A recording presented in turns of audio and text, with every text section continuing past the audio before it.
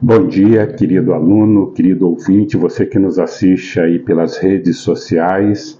Hoje são 5 de outubro de 2025 e estamos dando início a uma nova lição, a um novo trimestre. Uma lição cujo título é Uma Difícil Chamada.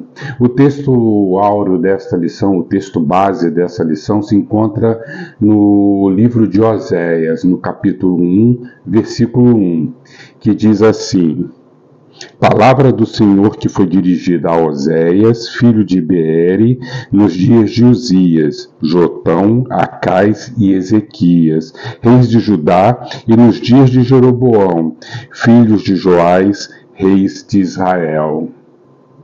A lição nos apresenta o contexto histórico no qual Oséias, juntamente com Jonas e Amós, exerceu seu ministério, e que foi no Reino do Norte, em Israel, não em Judá, não na parte do sul. Esse ministério foi durante um período de profunda decadência moral, social e espiritual, que já vinha desde os tempos de Salomão. Lembrando que Salomão foi um homem sábio, mas porém vemos na história, quando lemos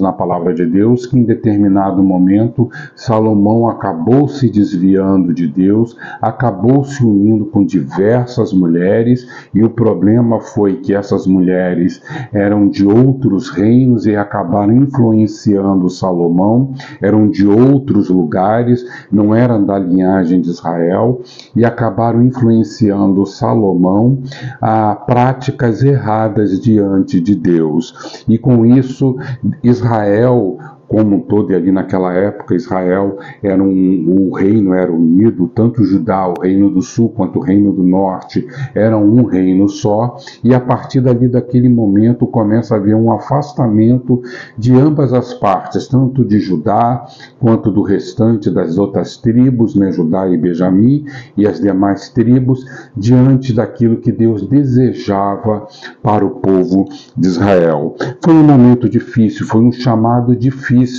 para Israel, para Oséias, visto que ele tinha que proclamar a palavra de Deus, e aí já estamos falando de muito tempo depois de Salomão, ele tinha que proclamar a palavra de Deus, ele tinha que trazer a sua palavra profética para um povo que estava afastado, para um povo rebelde, para um povo endurecido. Assim como Oséias, os cristãos de hoje também são chamados a ser sal e luz em um mundo marcado pelo pecado. E é o que lemos lá em Mateus 5, 13 e 14, e 1 João 5, 19.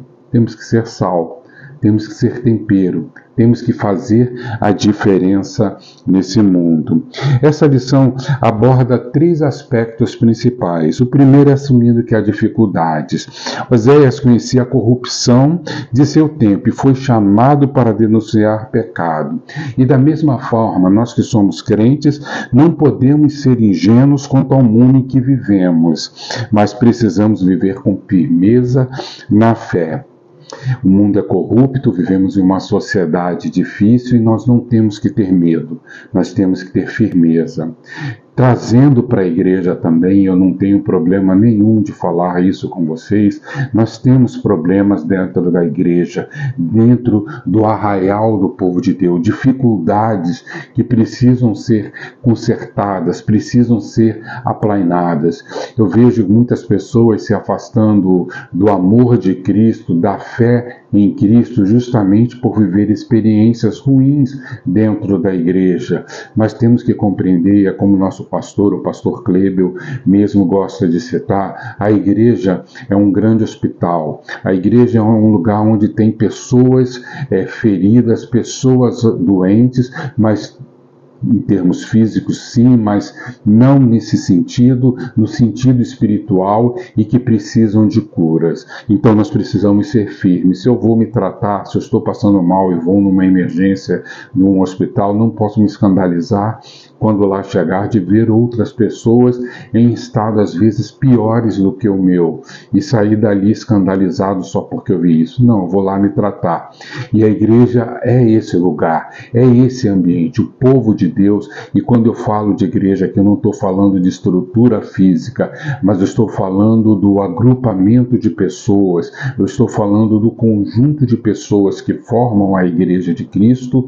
Esse sim é o meio, é o lugar onde eu tenho que procurar a cura para os meus problemas espirituais, para os meus problemas de distanciamento de Deus. Outro ponto também que nós, ou seja, voltando nesse primeiro ponto que eu falei, nós temos que assumir, temos problemas sim, e nós temos que enfrentá-los, né?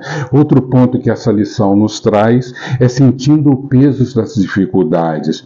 O profeta enfrentou governantes injustos, sacerdotes omissos, e mesmo assim teria que proclamar a mensagem divina. Nada diferente de hoje, né? Os nossos políticos, os nossos líderes eclesiásticos, que muitas vezes abandonam a verdade de Cristo por interesses alheios, em outros interesses, né? Mas ainda assim eu não posso perder a minha fé. Eu como pastor, você como irmão, estudante da Palavra de Deus, membro da Igreja de Cristo, nós não podemos temer nem ficar chateado com isso. Ficamos tristes sim como seres humanos, mas nós temos que enfrentar isso daí. 2 Coríntios de 18 a 20, 2 Coríntios capítulo 5 de 18 a 20 nos diz: o ministério da reconciliação. Ora, tudo provém de Deus, que nos reconciliou consigo mesmo por meio de Cristo e nos deu o ministério da reconciliação, a saber que Deus estava em Cristo reconciliando consigo o mundo, não imputando aos homens as suas transgressões, e nos confiou a palavra da reconciliação, de sorte que somos embaixadores do nome de Cristo. Olha só, somos embaixadores do nome de Cristo, e como se exortasse Deus por nosso intermédio, em nome de Cristo, pois rogamos que vos reconcilieis com Deus. Olha que importante isso aqui, irmãos. Eu sou embaixador do nome de Cristo. Eu sou um representante de Cristo aqui nessa terra, na minha sociedade, na minha igreja. Então eu não posso me omitir de falar, de pregar a palavra de Deus. Eu não posso me omitir de denunciar o pecado. Eu não posso me omitir de servir a minha igreja. Só que eu tenho que tomar muito cuidado com essa questão de servidão. Ok, irmãos? Porque servir a igreja é estar disposto a caminhar com a igreja, é estar disposto a andar com o irmão que está necessitado. E nós vivemos em um mundo meio complicado, em uma sociedade difícil, e as pessoas têm pensamento às vezes muito afastado disso aí, e nós temos que sim pedir muita sabedoria com essa questão de servidão e de ajuda ao próximo. E o terceiro ponto é levando a esperança em meio às dificuldades, né? Oséias não pregava apenas o juízo, né? O juízo é um fato, há de acontecer. Aconteceu naquele contexto dele ali. Nós vemos ali Nabucodonosor, algum tempo depois, invadindo Jerusalém, tirando Jerusalém, o povo da sua terra, levando o cativeiro. Mas existe um juízo prometido para nós também, que há de acontecer, que é o segundo retorno de Cristo, quando o mundo será julgado, né? Então, mas nós não devemos só focar nessa mensagem. Nós devemos focar também, e muito mais ainda, que Deus deseja atrair o povo ao arrependimento, à reconciliação. Que Deus, apesar de nossos pecados, apesar do homem tão afastado de Deus, Ele deseja trazer sim o homem de volta para si. Aliás, o plano de salvação visava isso, né? Foi o meio que Deus nos proveu para que nós pudéssemos ter acesso a Ele. O profeta não era um espectador distante, mas alguém que sentia a dor do povo e transmitia a mensagem de amor e graça de Deus. A nossa mensagem tem que ser o amor de Deus. O juízo há de acontecer, sim, coisas vão acontecer mais adiante nesse mundo. Deus se manifestará de forma a manifestará o seu juízo a esse mundo, mas a nossa mensagem agora é o amor de Cristo, que restaura, que santifica, que nos dá um novo poder e uma nova vida nesse mundo. Take 2. Irmãos, vamos ao primeiro tema. Assim, assumindo que há dificuldades. Esse é o primeiro ponto da nossa revista. E eu gostaria de trazer para vocês o texto de Oséias, capítulo 1, versículo 2. Porque a terra adulterou, apartando-se do Senhor. Isso é interessante, irmãos. E nós temos uma pequena metáfora, né? O pedaço de carvão que está aceso, que está incandescente, está ali muito quente. Mas se a gente colocar esse carvão num monte de cinzas, longe da fogueira, né? Ele perde calor, ele perde a sua eficiência, a sua eficácia, né? E do mesmo modo, nós como cristãos, se nos mergulharmos, se nos misturarmos ao mundo, né, vamos perder o brilho, perder a fé. E aí eu queria trazer algumas perguntas aqui para a reflexão do querido irmão, do querido ouvinte, né, para que possamos pensar e refletir a nossa situação no mundo neste atual momento, né? E a primeira pergunta é: por que é tão difícil permanecer fiel a Deus em uma sociedade que valoriza tanto o pecado, né? Como é difícil nós vivermos num mundo em que tudo nos direciona para longe de Deus, e quando falamos de pecado aqui estamos falando de nos afastar dos nossos objetivos, do nosso objetivo, e o nosso objetivo sempre é Jesus Cristo, nosso objetivo sempre é Deus através de Jesus Cristo, e nós optamos estar longe de Jesus Cristo justamente por causa do pecado, das coisas que o mundo nos oferece.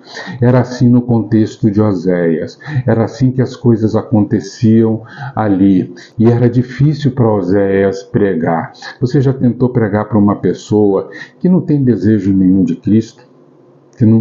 Que sabe que a sua condição é ruim, é triste, é deplorável, mas mesmo assim não quer saber de Cristo, quer estar longe de Cristo, né? E era assim que Oséias enfrentava aquela situação ali daquela sociedade que não queria saber de Deus.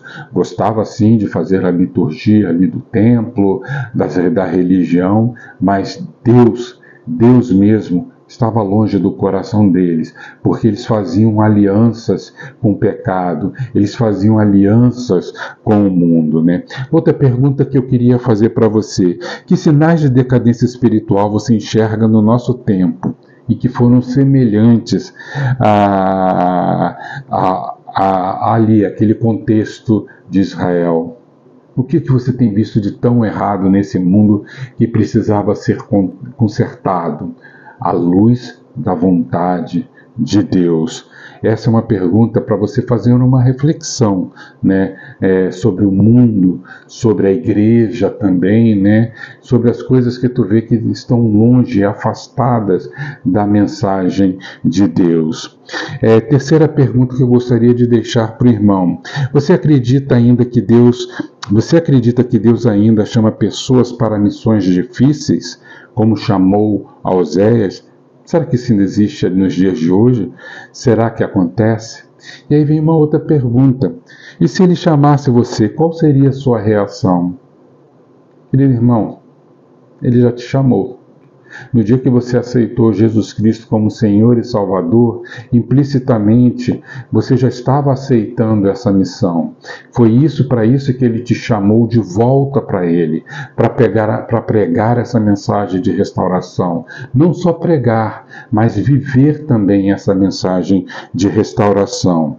E você é como aquele profeta. Às vezes vemos coisas erradas na nossa sociedade, às vezes nós vemos coisas erradas nas nossas igreja, mas nós nos omitimos, nós nos calamos. Sei que é difícil às vezes abrirmos a boca para falar, mas podemos divulgar e expor o pecado de diversas formas, de diversos atos, de diversas maneiras, e não necessariamente somente com a palavra verbal, queridos irmãos, não somente dessa forma verbal, mas podemos sim com nossos atos, com nossas atitudes, com nosso amor, colocando os frutos do Espírito, que eu sempre coloco aqui nas minhas lições aqui, que devemos colocar os frutos do Espírito para fora, adubar esses frutos para que eles possam ser latentes, visíveis, relevantes na nossa sociedade e na nossa igreja. Como podemos equilibrar, outra pergunta, como podemos equilibrar a coragem profética e o amor compassivo ao lidar com o pecado ao nosso redor? Como podemos fazer esse equilíbrio, né? Como podemos lidar com isso de forma tal que não venhamos a nos contaminar com esse pecado? São questões, irmãos, que eu coloco para os irmãos, que nós precisamos aqui estar pensando, procurando viver de forma tal que possamos ser relevantes sim na nossa igreja, na nossa sociedade, sem nos contaminar. Eu queria deixar aqui alguns versículos bíblicos, são muitos, eu não vou ler com os irmãos, mas o irmão pode pausar depois desse vídeo, anotar os textos, né, e fazer uma reflexão, né, e o primeiro deles é o primeiro texto, cujo tema é o chamado em meio à corrupção, né, que estaria a referência a Oséias, capítulo 1, versículo 2, né, no qual Deus chama os profetas para tempos difíceis, né, e Ele nos chamou num tempo difícil, não é um tempo de facilidades, não é um tempo em que estaremos vivendo no conforto de nossas igrejas, de nossas casas, esquecendo que temos missões importantes a serem cumpridas dentro da nossa sociedade, dentro da nossa igreja. E nós temos esse chamado, né? Nós somos também sal e luz do mundo, Mateus 5, 13 e 14, né? Que mesmo em meio à escuridão desse mundo, aos problemas que existem no mundo, aos problemas que existem na igreja, nós temos que ser sal, nós temos que brilhar, e o nosso brilho, volto a falar, ele se dá através dos frutos do Espírito, que tem que estar latente em nossa vida. Só assim nós conseguiremos brilhar e ofuscar a escuridão que muitas vezes atingem tanto a sociedade que vivemos, quanto a igreja que participamos, né? A corrupção humana é contínua, né? E isso nós vimos lá o texto de Romanos 1, 21, 25, né? Assim como Israel, a humanidade tem trocado a glória de Deus pela idolatria, né? Pelos prazeres que o mundo nos oferece, que são prazeres falsos. Outro ponto importante é os chamados a viver com discernimento. Nós temos esse chamado, né? Nós não podemos aceitar tudo como se fosse tudo belo, bom e maravilhoso, ou seja, como no conto Alice no País das Maravilhas, né? Onde tudo era mágico, onde tudo era bonito, onde tudo era bom, né? Não, nós não vivemos num mundo assim. E a base para isso está lá em Efésios 5, 15 a 17. Portanto, vede prudentemente como andais. E isso é um alerta para nós também, porque nós estamos falando aqui dos problemas que atingem o mundo, atingem a igreja, mas que nos atingem também. Volto lá para Salomão. Um dia ele foi sábio, pediu sabedoria a Deus, foi humilde diante de Deus, mas em determinado momento ele se afastou. Um dia eu disse sim para o Senhor Jesus Cristo como meu Senhor e Salvador, mas o tempo vai passando e parece que as coisas vão se acomodando dentro do meu coração, situação, eu vou vendo erros, eu vou achando aquilo normal, vou me conformando e o pecado vai entrando em minha vida. Então, como diz aqui, portanto, vede prudentemente como andais. Paulo diz que quem está em pé que não caia, cuide para que não caia, né? Então, isso é um alerta para nós também.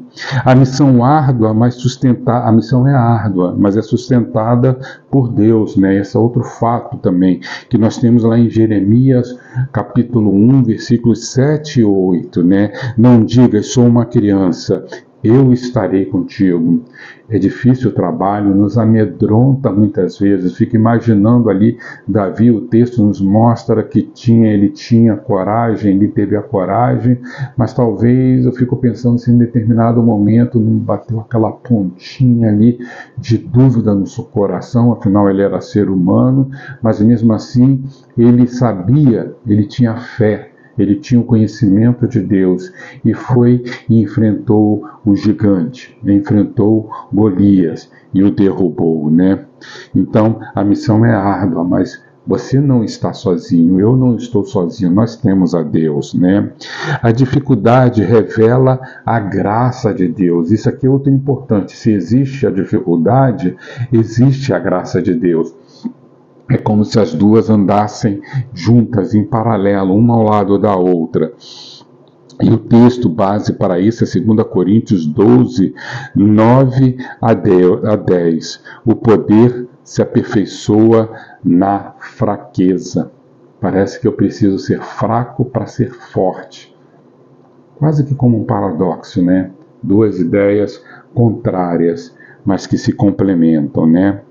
E é necessário sim, eu só consigo me fortalecer quando eu sinto que estou forte, porque parece que aí eu procuro soluções, eu procuro a Deus, eu procuro mudar a minha situação, isso se eu estiver disposto a isso, né? Porque tem pessoas que gostam de se entregar, mas parece que sim, que eu preciso da fraqueza para que eu me torne forte. E por fim, a fidelidade no meio da perversão. Filipenses 2,15. Brilhai como astros no mundo, no meio de uma geração corrompida, né? É o que eu volto a falar. E eu só vou conseguir brilhar através dos frutos do Espírito. Final do take 2. O segundo ponto da nossa revista é sentindo o peso das dificuldades. Isso era algo que o profeta Oséias, né, sentia profundamente, né, vivendo ali em meio àquele povo infiel, né, vivendo ali debaixo de líderes que eram omissos, né, que sabiam que existiam os problemas, os erros, e ao invés de procurarem consertar esses erros, porque eles tinham o poder para isso, né, eles eram políticos, né? E todo político tem esse poder, tem essa capacidade, mas ainda assim eles deixavam correr frouxo, como se diz por aí, e Oséias, ele sentia esse peso. Nós temos também no relato do livro de Oséias que ele se casou com uma mulher que era infiel, uma prostituta, e então ele sabia muito bem o que era ser submetido à infidelidade, pois ele sofria com isso, né? A traição, né? Vamos dizer assim, né? Ele conhecia Deus. E esse paralelo na história de Oséias com a história de Israel nos mostra o sofrimento de Deus por um povo que havia se prostituído, e Oséias ali casado com uma prostituta também, né? Deus fala para Oséias no versículo 7, né? Mas porém vem a esperança, né? Que vem sempre de Deus, né? Eu os salvarei não pelo arco, nem pela espada, nem pela guerra. Né? Não é pelas questões humanas, não é pela sabedoria humana, não é pelos atos políticos, né? Que o mundo será consertado. Não. nós até brigamos para que algumas coisas sejam melhoradas em termos de sociedade ou até mesmo dentro da nossa igreja. Afinal, nós somos seres políticos, né? Por mais que nós não gostamos, e política tem a ver muito isso com a questão do bem-estar social, né? Mas isso que deveria ser política, mas nós vemos que isso foi deturpado, né? Mas nós temos que ter certeza de que não será por essas questões aí que o mundo será consertado, que a igreja será consertada, né? O mundo será consertado e a igreja será restaurada, né? Com a ação e com o poder de Jesus Cristo, né? E aí eu vou deixar uma pergunta para você. Você acredita que soluções humanas conseguem resolver o problema do pecado? Não, irmão. Por mais que eu tente, eu não vou resolver o problema do pecado. O problema do pecado, aliás, já foi resolvido. Cristo na cruz. Ali foi a solução do pecado. E quando eu olho para Cristo na cruz, e eu o adoro ali, e eu me submeto a isso, aí sim eu estou começando a dar solução para o meu pecado. Eu estou dando um sinal, estou dando um passo para que o pecado na minha vida seja solucionado. Mas a solução é Ele. O passo é só um instrumento ali que eu dou, é só uma atitude, mas quem solucionou o problema do pecado foi Jesus Cristo. O terceiro ponto que nós temos em nossa lição é levando esperança em meio às dificuldades. Oséias não pregava apenas juízos, como eu já disse aqui, mas também a esperança. Deus dizia em Oséias 2,14: Todavia eu atrairei e levarei para o deserto, e lhe falarei ao coração. Nós temos que pregar a mensagem. Eu conheço muitas pessoas que gostam muito de focar a mensagem lá em Apocalipse, no retorno de Cristo, na justiça de Deus que vai ser ali proferida, né? Nos eventos que vão acontecer, que muitas vezes até nos assustam, porque parecem que ser tão fortes e tão tremendos que vai ser algo assim meio que como um filme de Hollywood, vamos assim dizer. Mas, irmãos, isso é algo que acontecerá quando Deus achar que deve acontecer. O meu objetivo agora, a minha missão, é proclamar o amor de Cristo, é fazer discípulos de Cristo. Não adianta nada eu trazer pessoas assustadas para o Evangelho, assustadas com o retorno de Cristo e com os eventos que acontecerão, mas se essas pessoas estão ainda com o coração longe de Cristo. Por isso eu tenho que pregar a elas o amor de Cristo. Por isso eu tenho que viver com elas o amor de Cristo, para que assim elas possam ser contaminadas, vamos assim dizer, com esse amor e possam também propagar esse amor. A solução desse mundo, queridos irmãos, está no amor de Cristo, está no gesto do amor de Cristo e na vida do amor de Cristo, em nossas vidas, e que nós temos que espelhar. Então, essas pessoas gostam muito de focar os últimos tempos. Ok, faz parte, está na Bíblia, são possibilidades que estão escritas aqui na Bíblia, né? E nós aceitamos sim. Mas agora, no tempo presente, é imperativo que eu viva e pregue esse amor. E eu estou falando, botei primeiro que eu viva, né? Porque não adianta nada eu falar, eu pregar, mas se eu não vivo esse amor de Cristo. E aí, se eu pregar e não viver esse amor de Cristo, eu estou proferindo uma mentira, ou seja, minha vida é uma mentira, porque a minha vida é a minha pregação. Então, nós temos que viver primeiro esse amor de Cristo, né? De que forma você pode ser um portador da esperança para alguém esta semana? Essa é uma pergunta que eu separei aqui para fazer para vocês. Eu já dei a dica aí, não vou responder. De que forma você pode ser um portador de esperança para alguém esta semana, né? Pense nisso, queridos irmãos. Então, queridos irmãos, essa foi a nossa lição de hoje, né? Eu sempre gosto de falar, as pessoas reclamam às vezes, né? Os irmãos reclamam às vezes que desenvolver o trabalho na igreja sempre com dificuldade, sempre existem problemas. Eu gosto sempre de dizer que a obra de Deus sem dificuldade, sem problemas, não é a obra de Deus. Porque, como falei, parece que caminham juntos ali, a dificuldade e a graça de Deus. E é nessa dificuldade que a graça de Deus se manifesta e se mostra presente na nossa vida. E foi assim com Oséias, com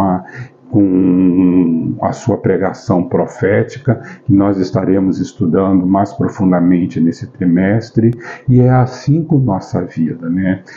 Fomos chamados um dia, chamados a viver esse amor, a proclamar esse amor, né? Às vezes, nós, no nosso caminhar, nós nos abatemos, às vezes nós nos acomodamos, mas essa é uma mensagem de alerta para nós no presente. Se foi uma mensagem naquele tempo ali para que o povo se consertasse, nesse momento é uma mensagem também de alerta: se conserte.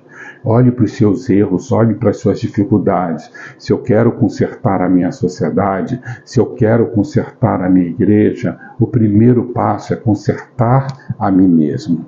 Então, para mim, o grande objetivo dessa lição é não olhar somente para os erros da sociedade, para os pecados que existem nela, os erros e os pecados que existem na minha igreja, seja ela qual for, mas sim para olhar para os meus erros, para os meus pecados, para que assim eu possa me consertar, para que assim eu possa me tornar habilitado por Deus para a cada dia, a cada momento, para fazer essa obra. Porque quando eu peco, queridos irmãos, eu estou me desabilitando para essa obra, e isso é triste. Essa é a lição de hoje, a minha oração, o meu desejo no meu coração é que você possa fazer o bem a cada dia, possa procurar ser uma pessoa melhor, um cristão melhor, possa olhar para a sua vida em primeiro lugar, ver o que você precisa consertar, ver o que você precisa pedir perdão a Deus, denunciar esse pecado para Deus, veja bem, denunciar para Deus. Né? Não necessariamente você precisa abrir a boca para o mundo e colocar o seu pecado para o mundo, mas você precisa denunciar isso sim para Deus, para que Deus possa lhe ajudar nesse momento a ter a cura desse erro, desse pecado, que às vezes são pecados, existem pecados que são mais, precisam ser mais trabalhados, como por exemplo os vícios, né? Que você não consegue largá-los de uma hora para outra, e é só o poder de Deus que pode sim lhe restaurar, e em alguns casos pode até de questão imediata ser curado, mas em outros é um trabalho mais árduo, um trabalho mais profundo que precisa ser efetuado. Então esse é meu desejo para você essa semana, que você possa fazer isso com você, essa reflexão, essa atitude de amor, de humildade diante de Deus, para que então você possa fazer isso na sua igreja, na sua sociedade. E você que nos ouve, né, pelas redes sociais, aí pela internet, né? Se você não faz parte da igreja, ou de alguma outra igreja, né? Quero lhe fazer o convite que venha assistir os nossos cultos, venha participar presencialmente conosco aqui na Primeira Igreja Batista de Nova Iguaçu, porque será uma alegria para nós estar caminhando com vocês, estar lhe servindo, estar lhe ajudando nesse processo de amor e santificação da Igreja de Cristo. Amém, querido irmão.